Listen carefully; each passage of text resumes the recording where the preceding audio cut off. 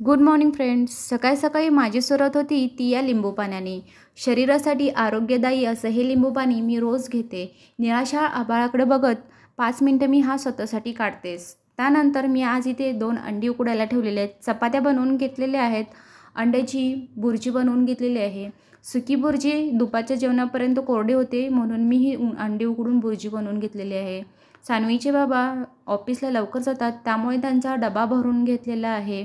त्यानंतर नाश्त्यामध्ये बनवलेले आहेत मी कांदे पोहे. इकडे बेडरूम आवरून घेतलेले आहे. त्यानंतर किचन साफ करून घेतलेले आहे. त्यानंतर सानवीचे अंघोळ आणि कपडेसुद्धा झालेले आहेत. मी पण रेडी झालेले आहे.